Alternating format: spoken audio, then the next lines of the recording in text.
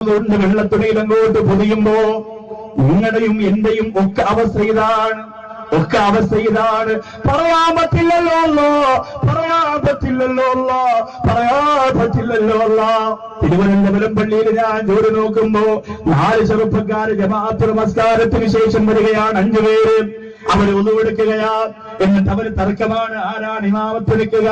അവർ 5 പേരും കൂടി പറഞ്ഞു, ഞങ്ങളുടെ കൂട്ടത്തിൽ ഏറ്റവും അറിവുള്ളത് നിനക്കാണ്, അതുകൊണ്ട് നീ തന്നെ ഇമാമത്ത് നിൽക്കുക. അവരിൽ ഒരാൾ ഇമാമത്ത് നിൽക്കുകയാ. 37 വയസ്സുള്ള ആ പ്രിയപ്പെട്ട സഹോദരൻ പിന്നെ സുജൂദിൽ കിടന്നിട്ട് പിന്നെ എഴുന്നേറ്റിട്ടില്ല. സഹോദര, അല്ലാഹുവിന്റെ പള്ളിയിലേക്ക് അസ്ർ നമസ്കാരത്തിന് വന്ന് 2ാമത്തെ റക്അത്തിന്റെ സുജൂദിൽ കിടന്ന് മരിക്കാനുള്ള ഭാഗ്യം എന്തോ ആ സഹോദരൻ ചെയ്തിരിക്കുകയാണ്. നമ്മളോ എന്റെ പെങ്ങളെ തിരിച്ചറിയാൻ പറ്റാത്തയുള്ള മരണം അല്ലാഹുവേ ഞങ്ങൾക്ക് തരില്ല റബ്ബേ. സ്വർഗത്തിലേക്ക് പോകുന്ന അടയാളം തരണേ അല്ലാ. വികൃതമാക്കല്ലേ റബ്ബേ, വികൃതമാക്കല്ലേ അല്ലാ.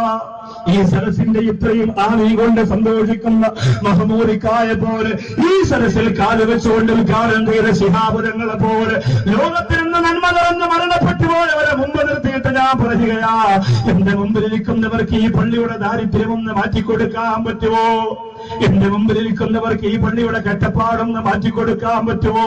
ഒരാൾ മരണപ്പെട്ടു പോയാ ആ മരിച്ചുപോയ വ്യക്തിയുടെ ജീവിതത്തിൽ എന്തെങ്കിലും തെറ്റുകുറ്റങ്ങളുണ്ടെങ്കിൽ അള്ളാഹു പൊറുക്കുന്നത് എന്തുകൊണ്ടെന്നറിയോ?